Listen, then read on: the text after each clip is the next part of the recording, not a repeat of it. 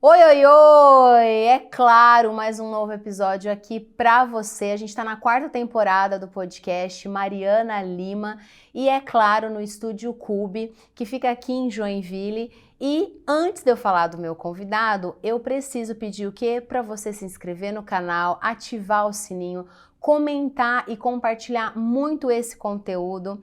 Olha, eu já gostei dele de cara, me identifiquei muito. Como que eu conheci ele? Eu vou falar como eu conheci, já vou direto, na apresentação do meu convidado de hoje. A gente, teve a oportunidade de palestrar num mesmo evento em Curitiba e eu cheguei, antes da minha palestra, era a palestra dele e eu fiquei encantada com a forma como a leveza que ele leva o dia a dia dele, que vocês vão ver que é muita coisa. E eu vou conversar com o Fernando, Ele você vai conhecer nas redes sociais dele como Fernando Ianco mesmo, é assim. Por quê? Porque ele faz parte de uma história da Ianco Metalúrgica, que fica em São José dos Pinhais, ele é de Curitiba e que está aí, 30 anos já está aí, nessa data tão importante e vocês vão conhecer ele é muito engraçado, muito leve. Fernando, bem-vindo aqui no meu podcast, é uma honra para mim te receber aqui. Obrigado pelo convite, com certeza, Mariana. Eu que fico agradecido porque, como você falou, a gente se conheceu num momento de tentar passar algo para as pessoas que estavam junto com a gente e também me identifiquei contigo, assisti a tua palestra. Foi bem bacana e o principal, acho que é a leveza. Se a gente não tiver leveza para levar o dia a dia, ele leva a gente, Ele acaba dominando a gente, então tem que ter leveza. E aí eu já queria entender um pouquinho, 30 anos de história, da Ianco. Quem chegou em quem? Fala um pouquinho sobre essa história, porque eu sei que, tem também a sua família, o seu irmão que é seu sócio. Fala um pouquinho aí desse momento de vocês. E eu não tenho 60, Então... Não, então, se você tivesse 60, eu ia falar, você me fala qual é o médico do segredo, Botox, porque eu quero ir amanhã. Então, falando um pouquinho da vida, não tem como falar... não tem como falar do negócio, da empresa, sem falar da vida e da família, Então, a gente está fechando 30 anos em outubro, no próximo outubro, não nesse, no próximo, mas é o ciclo de 30 anos agora, e eu estou com 44 anos. Então, eu vou fazer 45 anos ano que vem. Abri a empresa junto com o meu irmão, eu com 15 anos e ele com 19. Uau. Então, começou uma parceria de duas crianças, praticamente, para abrir uma empresa. A família envolve na ajuda, mas envolve também na não ajuda, porque não é herdado de nenhum pai, não é herdado do tio, não é herdado de algum parente. Foi na raça mesmo, Foi na raça e na necessidade. Quem foi, você vai ver que eu vou fazendo esse bairro. Quem foi o primeiro louco? Quem que pôs quem nessa loucura? Então foi engraçado porque o meu irmão encontrou um emprego para mim aos 12 anos numa loja de parafusos. Então eu comecei a trabalhar, eu já trabalhava há 3 anos com parafuso. E daí ele estava querendo sair da empresa dele, que ele trabalhava, e eu convidei ele para trabalhar na empresa que eu trabalhava. Eu fiz ao contrário, eu devolvi o convite. Uhum. Só que logo que ele saiu da empresa, ele tinha recém-casado, pegou todo o acerto dele para investir nessa nova empresa, nesse novo emprego, mudou de endereço, até ele foi para a União da Vitória para abrir uma filial para essa empresa que eu trabalhava. Uhum. Só que deu tudo errado, a filial não foi para frente. A empresa que eu trabalhava faliu, perdeu ali a sua continuidade, e nós dois ficamos sem emprego, um com 15 e um com 19, e não recebemos nada ainda dessa empresa que a gente vocês trabalhava. Estavam no menos zero mesmo. Menos zero mesmo, mas eu, com 15 anos, como já trabalhava há 3 anos, eu tinha tentei nunca ser uma pessoa normal dentro do que eu fazia, eu tentei sempre fazer o meu melhor, independente de onde eu estivesse. Então, com 15 anos, eu tinha 6 funcionários que trabalhavam numa expedição em que eu controlava a logística, o estoque. Com 15 anos? Com 15 anos, eu já controlava isso. Não, maravilhoso isso. E daí, eu tinha um controle, para quem nós vendíamos, de quem nós comprávamos, se dava lucro ou não, se a nota de entrada tinha um valor menor do que a nota de saída, porque é interesse de toda a empresa ganhar lucro, mas eu com 15 anos fazia isso instintivamente. Uau. E não porque alguém tinha mandado, E até porque eu almejava ser um vendedor, então eu queria ganhar mais, então eu já estava anotando tudo para saber para quem que eu ia vender, por quanto. Uau. E tal. Via os custos de entrega, chegava para o dono da empresa e falava, olha, isso E daí, quando a empresa faliu, eu comecei a fazer de tudo na empresa. Eu fui office boy, daí eu ia pagar conta, eu ia no cartório, porque a empresa que está falindo acaba pagando muito título em cartório. E eu acabei pegando o gancho de como as coisas aconteciam naquela vez. Então, antigamente tinha páginas amarelas, né? Hoje em dia, internet, né? A gente Google. entrega, né, a idade quando fala dessas páginas amarelas, né? só custava um carro, né, para você anunciar uma página amarela. Né, custava aí um dinheiro de hoje, vamos lá, uns 70 mil reais. Quem anunciava na páginas amarelas, você podia ir ofertar qualquer coisa que você falava, que empresa que tem dinheiro, né? E essa empresa que eu trabalhei, que tinha falência, que entrou em falência, ela tinha um anúncio de meia página. E naquela época, hoje nós nem precisamos mais do telefone fixo, a gente estava comentando agora há pouco que não se precisa mais do telefone fixo. Mas lá era alugado o telefone fixo, porque ele também tinha um valor de um carro, né? Na época, então era alugado. Então essa empresa deixou o telefone que estava anunciado nas páginas amarelas e deixou ele solto. Aí a gente conseguiu ir lá e alugar o mesmo número e nos aproveitarmos dos anúncios que tinham, então o telefone tocava muito. Gente, isso é muito visão, né? A gente foi lá, pegou um número, eu lembro até hoje do número e tal, e 3246-6039, e esse número eu falei, olha, eu quero alugar este número, porque eu ia sempre pagar a conta atrasada lá, então eu já até conhecia a pessoa, né? Aí a gente pegou, alugou esse número, começou a tocar as ligações, aí eu sabia de onde comprar, e, consequentemente... Porque aí aquele seu dia a dia ali ouvindo aquelas histórias, tu já... E o meu irmão, no caso, com 15 anos, ninguém iria acreditar em mim. Era difícil, por mais que eu tivesse uma certa credibilidade no telefone, com quem eu falava, porque eu já tinha alguns anos trabalhando, mas quem tinha um conhecimento, um dia a dia comercial era o meu irmão, porque ele trabalhava como comprador numa grande empresa. Então ele tinha o dia a dia comercial, ele já dirigia, então tudo isso facilitava. Então a gente se uniu, né? Ele conseguiu a gente juntar essas forças e conseguiu então dar início à nossa vida comercial e tudo isso em 1995. E daí dali para frente foi só anos se sucederam a gente tendo além de um crescimento, a gente comprou outras empresas ao longo do tempo, porque acho que uma máxima de quando você vai ter uma empresa, um conhecimento, se você quer algo, você tem que estudar sobre aquilo. Se você quer aquilo, você tem que ser o melhor naquilo e tem que buscar ser o melhor, mesmo que não seja. Mas quando você não consegue e quer encurtar o caminho, você compra o conhecimento. Então, ao longo do tempo, a gente trabalhava com parafusos pequenos, e daí a gente teve a necessidade de fabricar esses parafusos. Então a gente chegou até uma usinagem. Essa usinagem fabricava os parafusos, chegou uma hora que a usinagem só fazia serviço para nós. Aí a gente fez a primeira compra de empresa, que foi em 98. Aí a gente comprou uma empresa que era o que prestava serviço para nós e agregou junto ao nosso core, vamos dizer assim, aos nossos produtos. E comprou o conhecimento, já que demoraria muito tempo para a gente desenvolver ele. Então a gente comprou o conhecimento. E isso foi se sucedendo e aconteceram mais 3 vezes ao longo da nossa história. A gente também comprou uma outra empresa de engrenagens, que em Curitiba só tinha 3 empresas de engrenagem. Toda vez que a gente ia fazer uma engrenagem, a gente dependia dessa situação. Então a gente foi lá e falou, opa, se nós não temos isso aqui, vamos comprar. E a gente comprou uma empresa que fazia as engrenagens e colocou dentro da nossa empresa. E assim foi, a gente teve uma grande evolução em 2013, a gente foi e comprou uma empresa de usinagem em que a gente tinha 30 máquinas e eles tinham 20, a gente quase dobrou de tamanho comprando uma outra empresa. Então é uma dica e uma situação que acontece, porque a gente tem que ter os ganchos. Até eu conto sempre uma parte de um gancho que eu contei na palestra aquele dia, de como a gente deve acreditar nas coisas, né? Que às vezes a gente não acredita, a gente vai fazer as coisas e fala, não vou fazer isso porque não vai dar certo. E um grande gancho, a gente atendeu a indústria de carros, quando se instalou em Curitiba, a Volkswagen, que na época todo mundo chamava somente de Audi, né? E o meu irmão, né, sem falar uma palavra de alemão ou holandês ou inglês, a gente atendeu alemães, holandeses e ingleses, né? E daí ele fazia contraparte por mímica, por gesto, e chegou um momento que tinha uma secretária até que fazia intérprete, mas era muito um termo técnico para um engenheiro alemão, a gente tinha que entender. E ele se deu super bem atendendo, fazendo tudo, e um dia eles entregaram uma pequena porca para ele desenvolver, que não tinha naturalmente, né? E a gente foi, só que eram 20 peças só.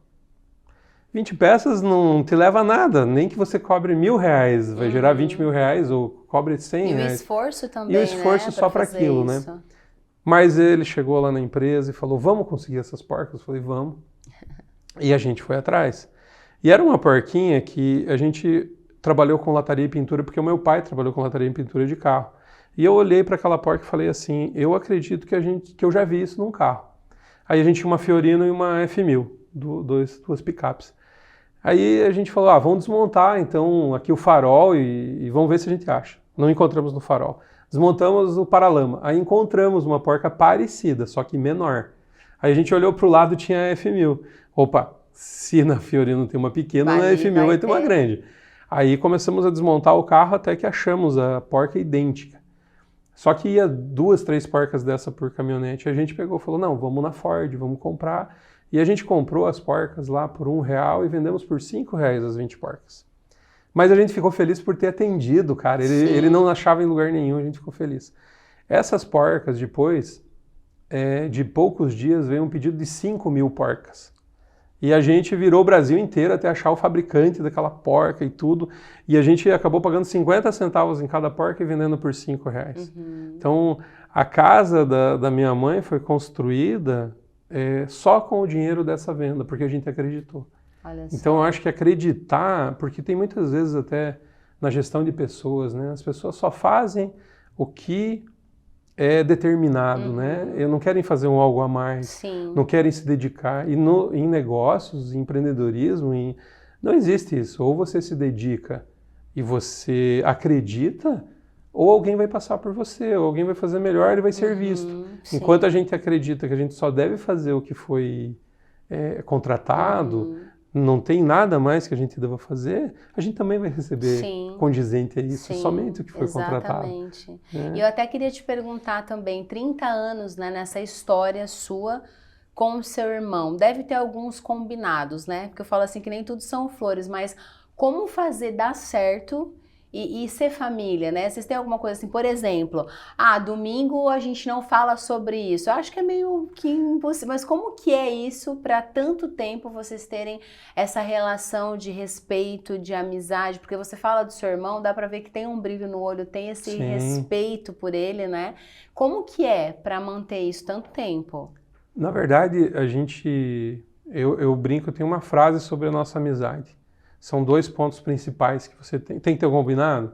Tem, que a maioria deles você não precisa combinar. A maioria parece que acontece sozinho. Eu brinco que quando a gente vai fazer um negócio, né, a gente de se olhar sabe o que um e o outro está pensando. Porque o objetivo é igual. Esse é um dos pontos. Não importa os caminhos que a gente vai e que a gente atravessa. A gente sai do mesmo lugar e a gente tem o mesmo objetivo. Mas nem sempre, por muitas vezes, a gente tem caminhos diferentes a chegar lá. Às vezes um vai pela estrada asfaltada, outro de buraco, mas o nosso objetivo final é o mesmo, e nada abala isso. Mas no meio, claro, vai ter discussão, vai ter troca de pensamentos, vai ter pontos divergentes, vai ter... nós somos, inclusive, eu acredito que nós somos muito diferentes.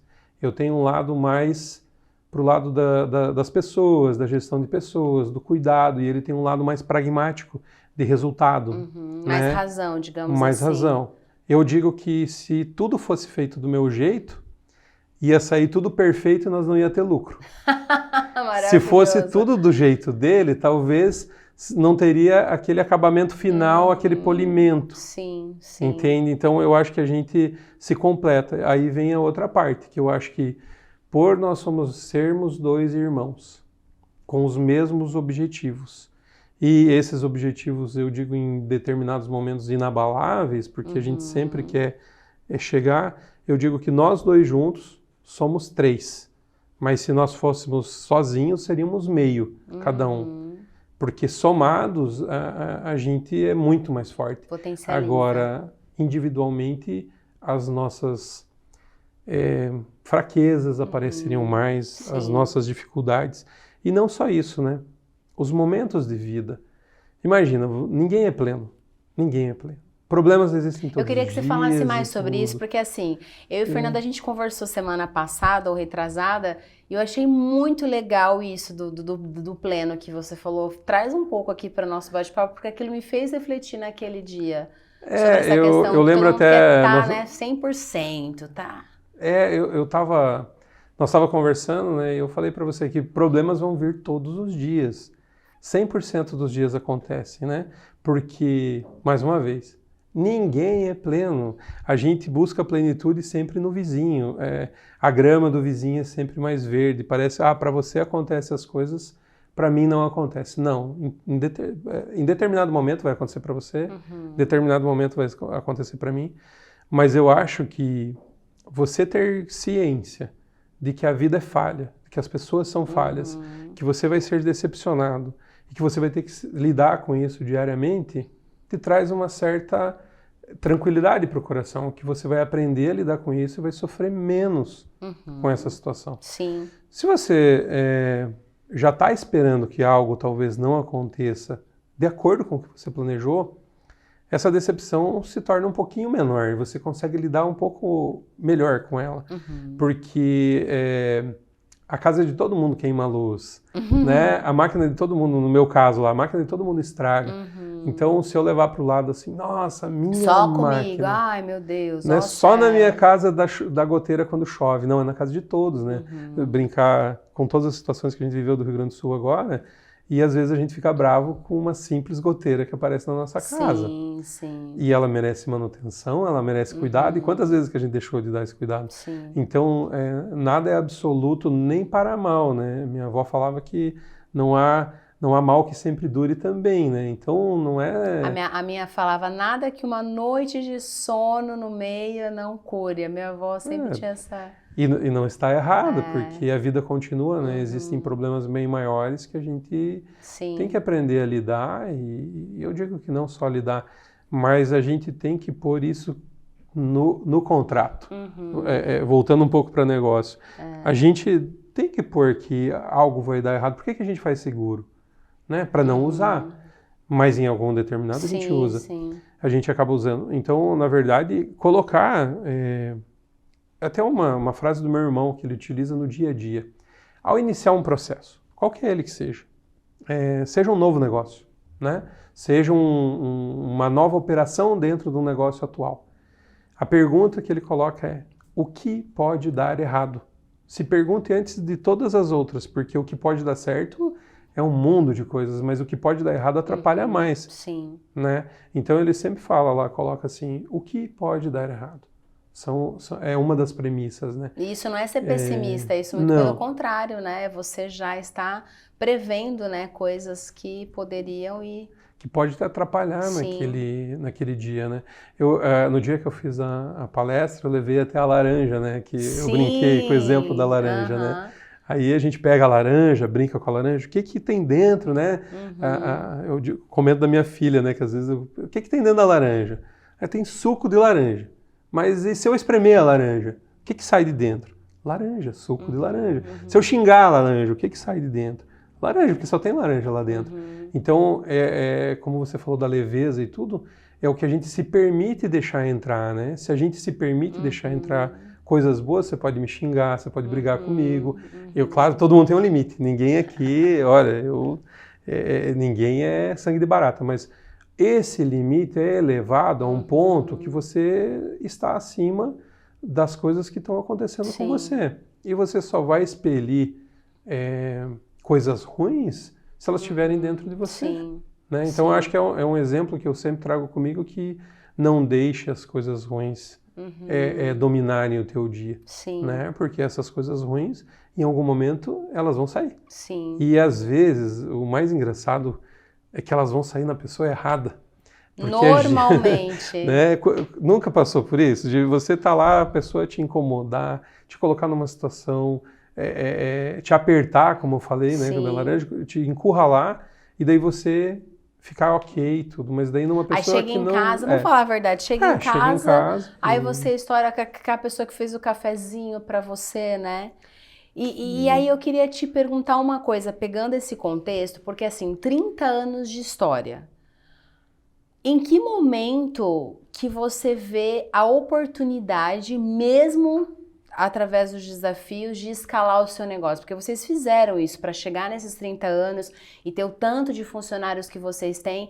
E eu queria que a gente trouxesse isso, porque aí a gente ouve, né? Ai, a política, ai, a economia, ai, tá chovendo, ai, faz sol. Ah, e vocês, em 30 anos, vocês já viveram várias fases da política, vocês já viveram várias fases da economia, né? Tanto o Brasil, né, nacional e fora. E como continuar escalando um negócio apesar desses desafios? Eu queria trazer isso agora para o nosso bate-papo e para você falar um pouquinho sobre isso. É bem interessante você falar disso porque, na verdade, você está se reinventando o tempo todo. E se você não se reinventar, vem alguém e faz por você e você sai do mercado. Ter 30 anos, às vezes, de empresa traz uma falsa... Eu digo falsa porque uma falsa acomodação. Porque é quando você se acomoda que você corre risco do teu negócio. Enquanto você está querendo, você está evoluindo. Nós passamos por diversas crises e elas são mais ou menos pautadas junto com as crises mundiais ou nacionais. Se você pegar desde de 2002 que teve o dólar, 2009 a quebra da Bolsa Americana, em 2014 e 2016 nós tivemos uma grave crise política aqui e de reconhecimento. Até vou aproveitar o gancho e comentar de uma situação que nós tivemos em 2016, que foi a possibilidade de venda da nossa empresa para uma empresa austríaca. Olha só. E foi até eu digo, não aconteceu, já estou adiantando o resultado final, né? Mas hoje eu entendo que foi bom para nós, mas o meio do caminho nos fez aprender muitas coisas. Primeiro que não é só aqui, que existe um mundo lá fora. E o mundo lá fora te vê é muito legal. Olha, se alguém veio de fora e nos viu... É porque a gente tem valor. Tem nosso né? valor. E daí pintou a primeira viagem internacional, pintou conhecimento sobre venda de empresa, pintou a empresa quis que nós fôssemos até lá para nos ouvir, a gente foi com intérprete. Então foi muito profissional tudo, né? Eu fiz curso sobre isso, que mais uma vez... Se você quer conhecer sobre saúde, estuda saúde. Se você quer conhecer sobre dinheiro, estuda riqueza. Você tem que estudar sobre o que você quer. E, no momento, alguém ofereceu a compra de 51% da tua empresa. Uma empresa austríaca pagando em euro, eu fui entender sobre vendas de empresas. E passamos 15 dias na Áustria com tudo pago, num castelo, uma coisa maravilhosa, uma empresa de 1.000 funcionários, né? Que tinha todos os processos que nós fazemos, só que no hiperlativo, tudo grande, tudo vezes muito. Sim. E daí despertou interesse. E durou 1 ano e meio a negociação. E lá, a negociação não foi feita pelo momento político que o Brasil vivia, em que a Dilma perdia o cargo. E no meio de uma das nossas conversas, nesses 15 dias, em que a gente acabou conhecendo tudo lá, e teve várias conversas com contadores, advogados, com os diretores. Essas conversas chegou a pergunta, vocês reconhecem quem como presidente? Foi naqueles dias que a Dilma caiu. E a gente olha, pelo processo natural, o Temer é nosso presidente, porque ele era o vice e a presidenta caiu. Então, nós não temos o que pensar, isso é jurídico. Então, se é jurídico, vamos para a parte jurídica. Só que eles ficaram com aquilo. Daí veio a parte de impostos, que nem preciso comentar, não vou me alongar nisso, porque o Brasil é incompreensível para o resto do mundo em termos de impostos. E isso acabou afastando. Mesmo assim, eles não deram a resposta na hora.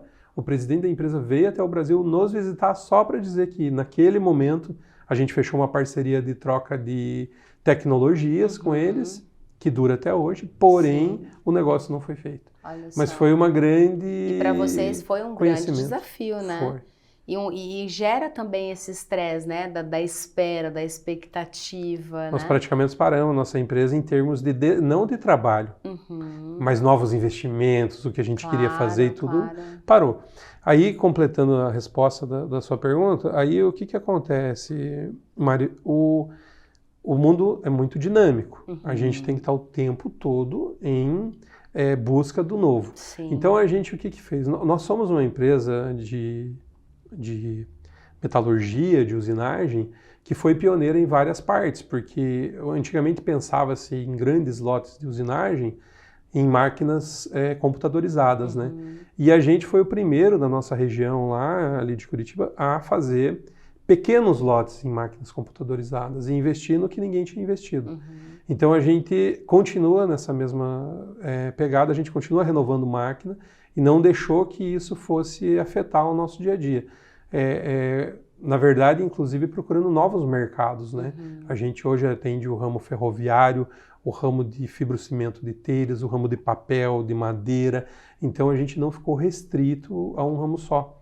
E na parte comercial, no que a gente mexe, já falando um pouco dos nossos negócios, a gente começou a fazer importações, que a gente não fazia. Então agora já há alguns anos, né, a gente faz importações diretas da China e muito em breve, se Deus quiser, nós vamos até a China conhecer nossos fornecedores. Que legal. Justamente para não estar parado. Porque quem estiver parado, vai chegar alguém com investimento ou vai chegar alguém com outra visão e certeza que você vai ficar para trás, né? Até explanando também, terminando a tua pergunta sobre os negócios, né? Sim. Então, a gente foi desenvolvendo ao longo dos anos necessidades. E a nossa maior objetivo, como eu falei, o meu do meu irmão sempre são os mesmos em termos de objetivos, nós não tínhamos os objetivos em nenhum momento de ser os maiores do mercado, até porque a gente conhece os players que têm um poder financeiro muito maior do que o nosso. Sim. Mas a gente tinha o objetivo de ser o mais completo. Por isso que a gente foi comprando empresas correlacionadas e acabou atuando de forma ampla, de uma forma mais abrangente. Então hoje nós temos uma empresa de fundição de alumínio e bronze, que é a Metalpar, uma empresa que já tem quase 50 anos, que é mais velha do que eu. Ela foi fundada em 77, em 2027 vai fazer 50 anos, mas foi comprada para complementar. A Ianco, que faz as peças, todas usinadas, a metalurgia. A Usifix, que faz as máquinas, né, que a gente vende máquinas para telha, né, e tem a VIT Parafusos, que vende peças comerciais, que são principalmente parafusos, que é da onde a gente começou. Não vamos esquecer, nunca esqueça né? Quem você é e de onde você veio, isso nunca. Mesmo. Então a gente trata bem a VIT porque é da onde a gente, nosso primeiro negócio, né? Então totalizando aí mais de 200 pessoas diretamente, fora os indiretos, né, que acabam prestando serviço para a empresa. E hoje a gente está em 4 endereços, né? E basicamente aí com mais ou menos uns 25 mil metros quadrados de área e uns 10 mil metros quadrados de barracão. Então, para quem não tinha... Para quem não tinha nada... Para quem não tinha nem expectativa. Não tinha nem a linha que era alugada, né, de telefone. Nem a linha que era... Então, eu digo que a gente só tinha... Talvez nem expectativas a gente tinha. Mas uma coisa não faltou. Vontade. Vontade, determinação e pode ser por duas coisas. Você pode falar assim, mas vocês não tinham opção, tinha que ter vontade mesmo. Mas às vezes não, às vezes é aí que a pessoa se fecha e a gente não, a gente olhou para frente. A gente queria muito. Então, essa vontade de não desistir, de encarar tudo, reflete-se no resultado final. Então, e durante as crises não te faz desistir? Quantas vezes você iniciou seu negócio há um tempo? Você vinha de uma instituição maior. É difícil você se adequar às tuas, aos teus recursos, às tuas possibilidades. Falando uma coisa agora até de gestão mesmo. Uma gestão para uma empresa de 200 funcionários é diferente de uma gestão de uma empresa de 10 funcionários. Com certeza. Com 10 funcionários ou até para um empreendedor que vai sair de uma grande empresa e vai montar dele, ele vai passar a fazer tudo. Ele não vai ter algo para gestar. Ele não está gestando nada, ele está gestando a ele próprio. E se o resultado não sair, a culpa é dele. E se talvez as pessoas se perdem exatamente nesse tempo de fazer essa autogestão, né? E que aí não vai dar resultado nenhum. Não vai dar. Eu tento dizer assim para todos que eu converso que até uma certa altura do nosso negócio, a gente tem que só vender. Não tem outra coisa para ser feita, nós precisamos vender, porque vendendo a gente cria o problema. Porque se eu não tiver problema, não tem que ter gestão. Perfeito. Entendeu? Como que eu vou gestar algo, fazer uma gestão de algo que não existe? Né? Às vezes eu e meu irmão falamos que a gente gosta quando a fábrica tá suja, que não tem como entrar. Quando não tem, a gente fala do cavaco, que é o pedaço do aço. Porque, às vezes, uma empresa linda, maravilhosa, que está tudo com o chão limpinho... não está com problema, que não está né? com problema. Então, essa parte de você criar o problema para você ter que achar uma solução, até te coloca numa situação legal, porque você tem que pensar. Você tem que usar o teu lado intuitivo, o teu lado empresário. Perfeito. Você falou tudo com isso. Às vezes eu vejo pessoas pensando, né? Isso esses dias eu estava até comentando. Eu vejo pessoas, vou empreender. Aí pensa no ponto, aí pensa na melhor rua. Aí, não, pensa tudo. Só que você disse tudo. O que adianta tudo isso se não tem venda? Se não tem venda. Se não tem venda, não tem nada problema. disso faz sentido, né? Ou pensa no melhor estratégia de marketing para gerar, né, a fixação de marca. Tá, mas o que vocês estão pensando para fazer a conversão disso tudo em venda? O que você falou foi... perfeito, brilhante. E é engraçado porque, até uma dica, porque tem muitas pessoas que saem de grandes corporações com um bom acerto e tem no coração a vontade de ser empreendedor, mas ele teve um defeito. Ele trabalhou primeiro numa grande que dava tudo para ele. E depois é difícil você ter que falar assim, olha, entre pagar 10 mil reais num sistema de câmera maravilhoso, nós vamos ter que pegar 2 câmerazinhas e ligar no celular. Por causa que é só 800, por ser só 800 reais. E você vê que isso é necessário naquele momento e vai ter que ser assim. E eu não posso ficar frustrado com aquilo. É o que eu tenho pro momento. É meu, é aquilo que eu tenho. Mas é difícil, daí acaba que boas ideias, boas pessoas, bons empreendedores acabam se perdendo no meio do caminho porque acho que tem que ser assim, e, na verdade... Ou achando que tá dando tudo errado, né, com ele. Eu falo muito isso, assim, nesse começo do negócio, a gente parar de achar assim, nossa, o problema sou eu, ou eu que, né, eu... Não, gente, qualquer negócio no começo é muito mais desafios, muito mais erros do que acertos, né? Com certeza. Como que foi esse começo para vocês? Porque agora é muito legal todo mundo chegar, ai, Fernando, 30 anos, ele é o cara. Mas e lá no começo? Eu digo assim, eu vou começar com uma pergunta que me fizeram numa palestra. Estava fazendo uma palestra na Federal sobre empreendedorismo, na Semana do Empreendedorismo lá, uns 5 anos atrás. E daí, lá eu foquei muito na parte de empreendedora, de como se começa o negócio. Eu falei, olha, vocês têm que procurar o Sebrae, por uma questão de aprendizado, que eu acho legal até colocar aqui que o FIEP, SESI, Senai, Sebrae dão um apoio muito grande a qualquer tipo de empreendedor e são muito boas as políticas, os cursos são muito bons, né? Mas daí a pergunta veio para mim assim, eu comentei, olha, a primeira coisa você vai fazer um plano de negócio, você tem que fazer um plano de negócio, ver o endereço, ver qual que é o público-alvo, daí a menina já ergueu a mão assim, eu falei, pode perguntar. Falou, você fez um plano de negócio para começar o teu negócio aos 15 anos? Aí eu parei e falei assim, não, você me pegou. Mas o que você fez? Eu tinha vontade. Para mim não existia plano, só existia certeza que ia dar certo. Uau! Não existia outra coisa. Era certo que ia dar certo porque a gente queria e ia fazer o que fosse para dar certo.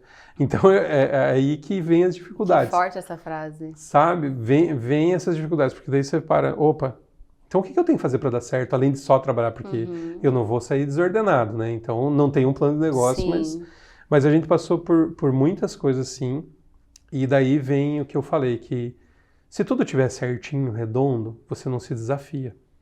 Nós passamos por uma situação em 2002 que poderia ter levado nossa empresa para baixo. Nós fizemos uma das maiores negociações nossa com uma construtora que faliu, né? Por isso que ela quase levou nós para o buraco. Mas em Curitiba tinha uma construtora chamada Construtora Moro.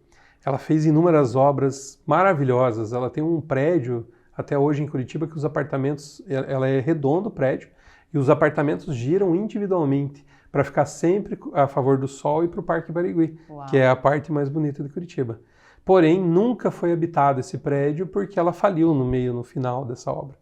E quando ela faliu, ela ficou devendo 240 mil reais para nós.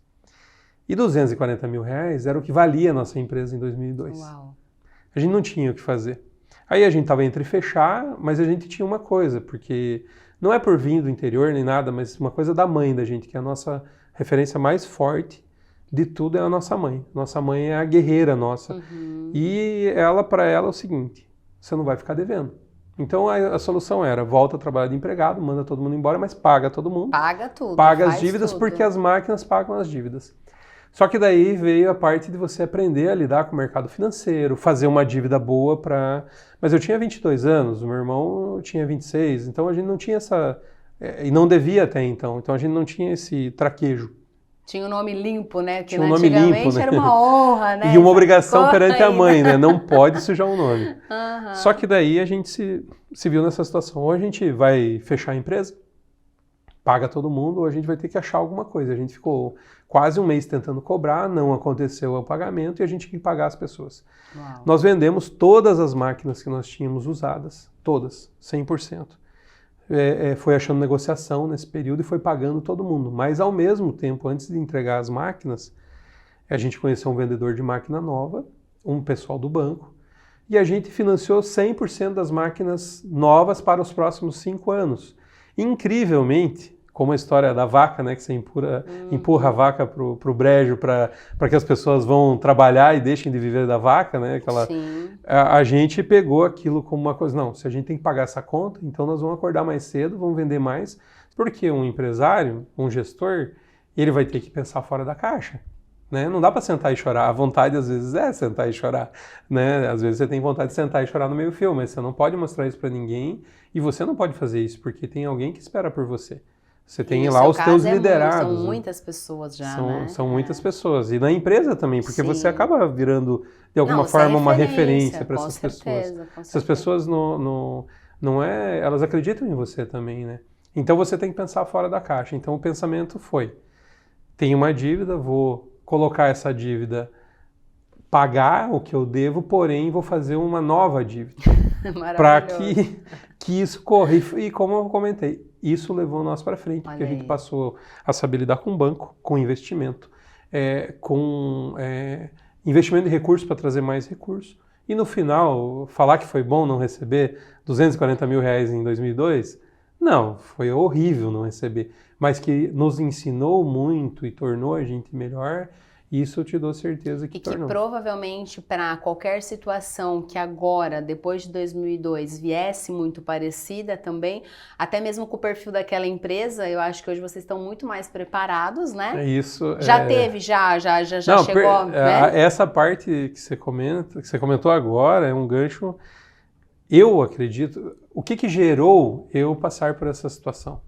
Eu sou, na minha essência, torneiro mecânico, soldador, parafuseiro, mas eu virei advogado. Diante de uma dificuldade que você não sabe lidar 100%, você vai buscar conhecimento, como eu tenho falado. Você quer saber sobre leis? Vai estudar leis. E eu não queria mais ser enganado, nem eu e nem meu irmão. Meu irmão deu toda a base, né? Não só ele, como a minha irmã Ivana, que trabalha junto comigo, que ela cuidava do financeiro e do administrativo, como a minha outra irmã, Dayana. Então eles me deram a base para eu estudar. Vai ficar 5 anos estudando. E depois disso... Então isso me levou a crescer pessoalmente também. Porque daí agora a gente faz contratos, eu mesmo reviso, negocio, e você passa a ter, complementar conhecimentos que você não tinha. Então eu não tinha mais dificuldade na metalurgia, mas na administração eu tinha dificuldades. Sim. Eu não conhecia daquilo e quando a gente não conhece, a gente busca conhecimento. A gente paga um preço e como às vezes é muito alto o preço de falta de conhecimento, né? Muito. Você sabe que isso é bíblico, né? Não estou falando aqui de religião, mas tem um versículo que eu lembrei agora, né? Que está escrito lá, né, que o povo perece por falta de conhecimento. E se a gente trouxer para os dias atuais, por exemplo, né, não vou entrar aqui no mérito de política, mas o momento do Brasil agora que nós estamos vendo é muito falta de conhecimento. Da gente pegar e ir a fundo das informações reais, né, principalmente você empresário, mas perfeito isso que você falou. Ou seja, é nunca também parar de estudar, digamos assim, o empresário? Eu acredito que sim, por mais que você não esteja estudando numa faculdade, mas você tem que buscar os assuntos de conhecimento para poder debater, né? Ninguém precisa ser advogado, mas se você buscar o conhecimento das leis, você vai conseguir conversar com o advogado, né? Em último caso, mais uma vez, como eu falei, se você não conseguiu ter o conhecimento, você compra ele. Aí você contrata alguém de confiança, um advogado para o teu lado. Perfeito. Mas esses são momentos da empresa ou não. Sim. Naquele momento não tinha Não isso. tinha que ser o Fernando Eu estudar. tinha que buscar aquele conhecimento. Sim. Talvez hoje eu nem teria tempo para fazer uma nova faculdade, mas naquele momento eu tinha.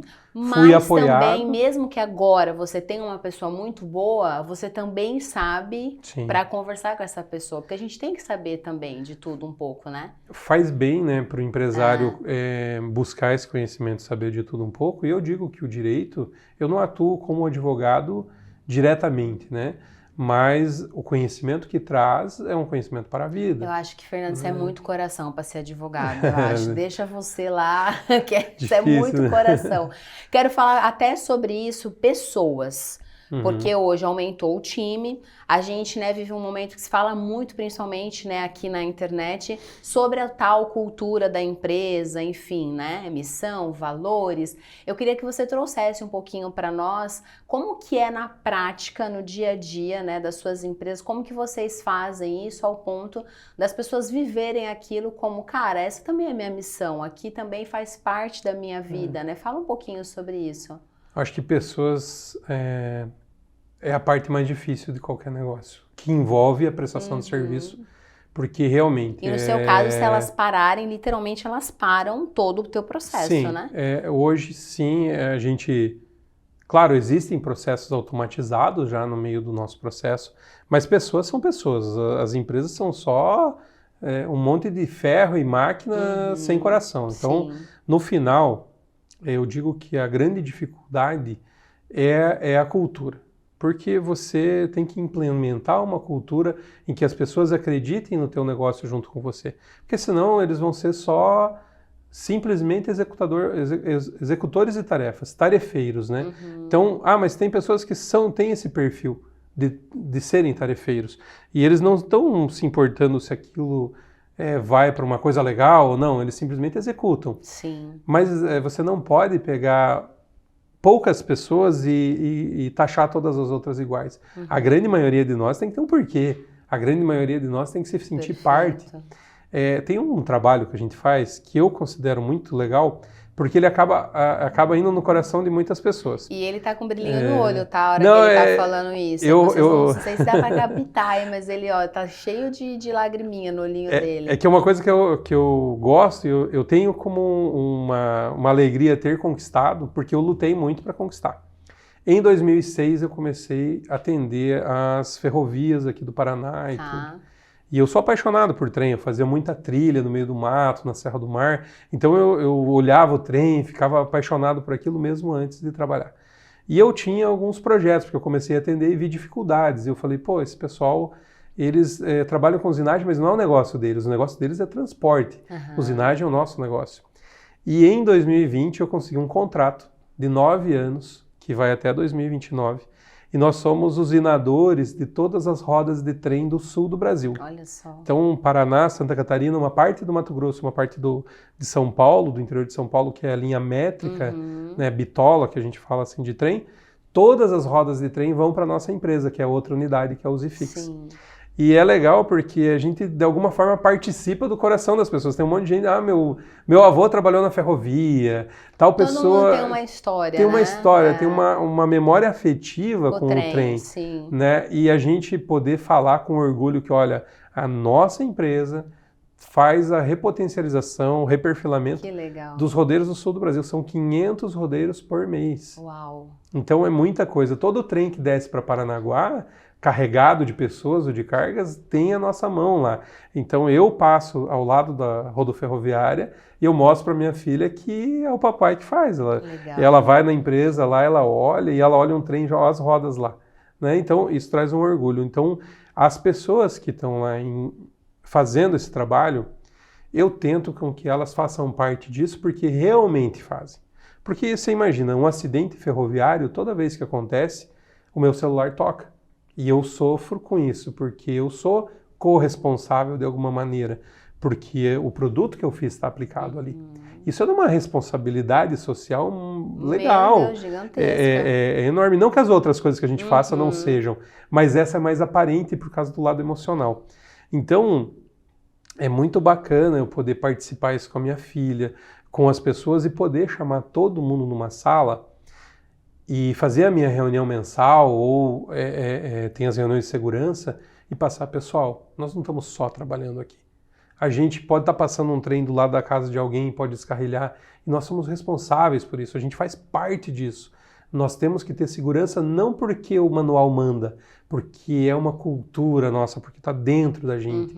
E isso sim, como você falou de pessoas, faz com que a pessoa seja parte do negócio. Sim. Não é só o valor que ela ganha, não é só o que ela, mas é o que ela faz, o que representa. Então, isso é muito difícil, porque hoje um dos principais problemas nossos lá são pessoas. Sim. Retenção de talentos, treinamentos. Você tem uma ideia assim, várias pessoas que estão lá trabalhando com a gente, se a gente não incentivar, eles não fazem curso. Se a gente não incentivar, eles não dão o próximo passo. A gente está sempre incentivando Buscando ao crescimento. Que as pessoas participem. Sim. Mas não é fácil, porque as pessoas faltam demais, as pessoas não têm aquela preocupação com o trabalho. Você falou, né? Hoje a gente está muito ligado, às vezes, ao nosso próprio prazer ou satisfação pessoal. E tem uma coisa que eu acredito, que o descanso, o prazer, ele não pode ser objetivo, ele tem que ser consequência. E é difícil porque hoje em dia muita gente coloca o seu descanso, o seu prazer acima de tudo. E na verdade é uma consequência de um bom trabalho realizado. Sim. Eu acho, na verdade, a gente está vivendo um momento, a gente não pode generalizar, mas eu falo assim que as pessoas estão muito preocupadas com aqui e agora, o momento, né? É aquele prazer que é muito rápido, muito instantâneo, né? Principalmente essa nova geração, o momento. E você fala muito disso, né? Da plenitude constante e que lá na frente também vai te trazer um benefício muito maior, né? Esse imediatismo que você está falando das gerações que estão vindo agora, ele acaba refletindo muito no profissional. Total. Porque daí você não tem profissionais, você tem profissionais superficiais. Total. Eu estava conversando com uma pessoa, né, do meu ciclo, né, de amizades, então não posso entrar muito, né, porque... Mas pode entregar eu falo assim, gente, na minha época, quando eu comecei a vender, isso há muitos anos atrás, né, gente, a minha gestora, ela gritava comigo. E assim... Hoje, você talvez, se você gritar naquela proporção, talvez você vai levar um processo, talvez... E quanto eu cresci com aquela gestora. Eu sou grata à vida dela, porque assim, ela pegava as coisas que eu fazia, os projetos, isso aqui não tá bom, vai lá e refaz de novo. E quanto aquilo moldou o meu caráter para eu aguentar a pancada no meu dia a dia, Provavelmente você é uma profissional melhor por causa dessa situação. Exatamente. Eu acho que a evolução vem um pouco do limite dessa briga. Eu tive professores assim, mas eu acho que assim, só a falta de educação. Quando ficava só na cobrança... Não, na cobrança sim, não. Quando perde o respeito, não. Mas eu acho que falta isso, falta a entrega de resultado. A gente fala assim, você pega duas pessoas, uma com a mesa vazia e uma com a mesa cheia, né, que está dando conta. Você nunca vai passar para aquela que está tranquila, você vai passar para aquela que está mais ferrada. Exato. Porque ela tem uma capacidade de fazer mais. De resolver, né? E então isso é uma coisa que hoje é muito difícil. Você tem situações... Muitos departamentos, pessoas que se fugirem, isso não é o meu trabalho. E antigamente não, né? Ou você faz, principalmente em vendas, né? A cobrança que existia em vendas antigamente era... Não, era surreal, era insano. Eu falo, gente, como que a gente deu conta? Assim, eu lembro de algumas coisas, né? Mas eu queria agora, né, a gente já tá chegando no final do nosso bate-papo, e antes de te agradecer, eu queria que você falasse algo que você gostaria de ter ouvido no começo da sua caminhada como empreendedor. Você falou, putz, Mari, eu queria muito que alguém tivesse falado isso para mim. O que você poderia trazer para nós? É bacana assim porque você normalmente não tem um mentor, você tem que buscar mentores, né, para fazer aquilo, né.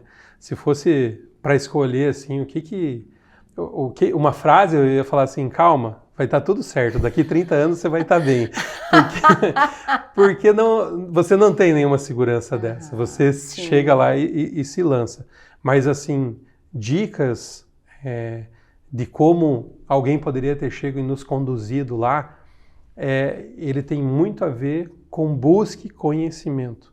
Busque saber do que você trabalha, busque saber do que você faz e das suas obrigações.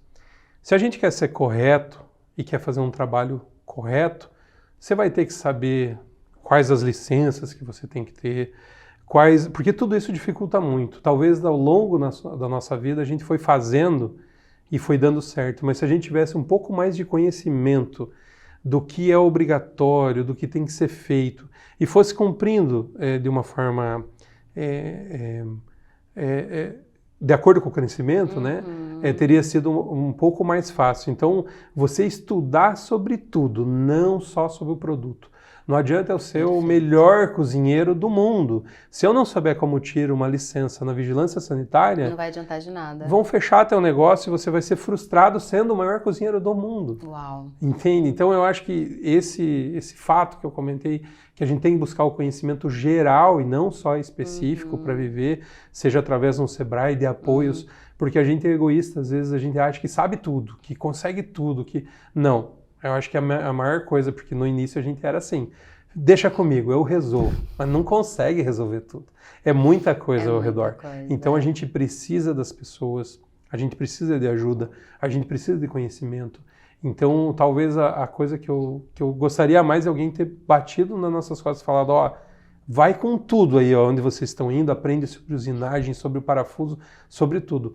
Mas não esquece as outras coisas, vai aprendendo junto, que vai ser mais fácil, tá? Fica tranquilo. Porque senão boas ideias, bons profissionais, pessoas maravilhosas vão acabar ficando pelo caminho porque não se preocuparam com o todo, se preocuparam só com o que eles queriam. Maravilhoso. Beleza? Fernando, queria te agradecer, espero que você tenha gostado de estar aqui comigo, né? Já tinha sido incrível te ouvir, né? Ter a honra de te ouvir antes da minha palestra, assim, tu agregou muito na minha vida. Semana passada a gente conversando também, você já me deu uma virada de chave e eu tô aqui com essas tuas... Tudo que você falou aqui tá assim, ó, sabe? E você pode ter certeza que eu sei que quem vai estar vendo esse vídeo vai fazer também essa pessoa crescer e elevar de nível com certeza. Obrigado. Eu desejo que venha muito mais 30 anos e mais e mais e mais, não só para a Ianco, mas para as outras empresas também do grupo. E para você aí de casa, quero te agradecer. Quero agradecer ao Estúdio Cube, onde a gente tá gravando essa temporada do podcast. Aliás, comenta aqui se vocês gostaram desse cenário que eles falaram, vamos fazer essa ideia? Vamos! Então comenta aqui se vocês gostaram, se inscreve no canal, ativa o sininho, compartilha, comenta muito aqui e a gente volta com um próximo convidado. E vocês já perceberam que os convidados aqui, ó, são altíssimo nível. Elaine Shell também, aqui de Joinville, que sempre me maqueia, faz meu cabelo, muito obrigado. E é isso, vamos ficando por aqui. Deus abençoe você, Deus abençoe seus negócios. Se joga, vamos dar, hein?